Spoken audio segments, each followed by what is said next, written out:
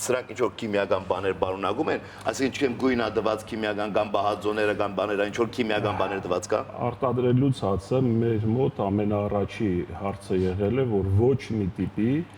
քիմիական հավելում չօգտագործենք, հա, շաքար չօգտագործենք, քանի որ ինքը շաքարախտով հիվանդների համար է նախատեսած, լավագույն հացն է կարամ ասեմ, ոչ թե գովազդի տեսքով, Բուլղարիայի Սուրբ Լուկասի դիաբետիկ կենտրոնը տվել է եզրակացություն գլիկեմիկ ինդեքս, կարամ հետո մի քիչ պարզ ասեմ, հա, 35-ա, որ համեմատեմ ամենացածր գլիկեմիկ ինդեքս հացի հետ, տարեկանի 70 է։ Մոտավորապես մարդը որ պատկերացնի ոնց որ գազարի եւ հաց հետ նույն այսինքն հերոստատիտո, այսինքն մենք հասկանում ենք, որ ինքը գույն դված չի։ Ինքը ուղղակի տարեկանարով որ խառնում է, ինքը մկանում է իր գույնը։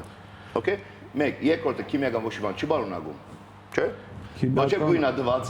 հասկացանք էլի։ Մեկը ամենակարևոր բանը ինչպես ասեց, այդ ազոտությունները անցկացրել Բուլղարական ինստիտուտերում, որ ինքը բարունակում ամենացածր գլիկեմիկ ինդեքսը, այսինքն շաքարով հիվանդը հանգիստ կարող է օգտվել, իհարկե ոչ թե ամբողջ հացը մի օրվա ընթացքում, բաժանեք մի քանի օրվա եւ գերեք, չէ՞։